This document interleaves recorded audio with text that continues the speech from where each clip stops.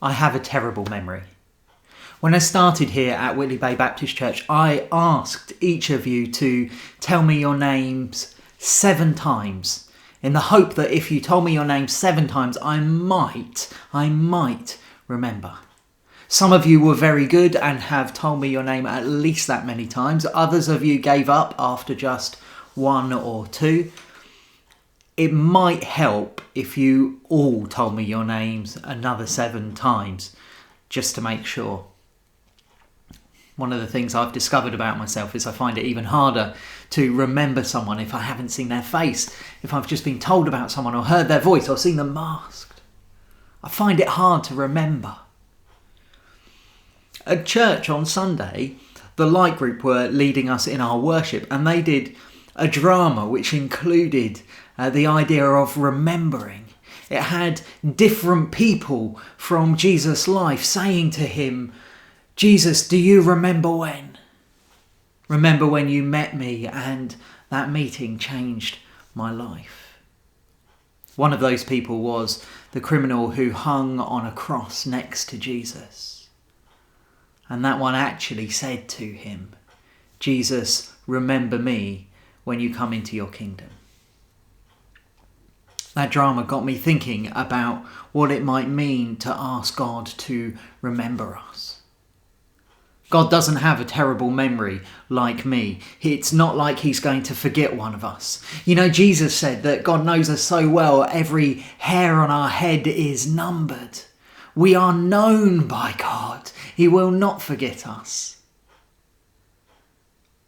Of course, the thief asking Jesus to remember him was not so much a test of memory as it was a plea for consideration, for forgiveness, for acceptance.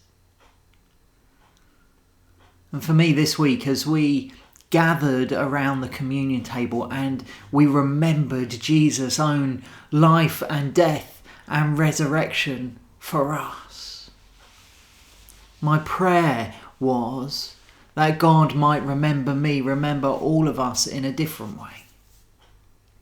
Because sometimes it feels like we've been dismembered. That bits of us have been removed and taken away. That parts of our church family who should be gathered around that table with us were missing. The bits of ourselves are not as whole as they should be. And so we pray, God, remember us. Sometimes it is that I am wounded, broken physically, mentally and spiritually, and I am in need of a healer. And so I cry out, God, remember me. Sometimes it is the knowledge that something is missing in my walk of faith, that I constantly fail to live the sort of life that God designed me to live, that my relationship with him is a frail, fragile thing rather than a glorious, intimate one that I know it can be. And I need to pray, God, remember me. Make me whole again. I wonder what your need is for remembering today. Is it for you to recall, to remember yourself what God has done for you in the past? Is it a cry from your heart for him to make you whole today? Is it asking him to call his children back into the body of the church and make us one once more? Why not spend some time in prayer now, remembering and asking to be remembered?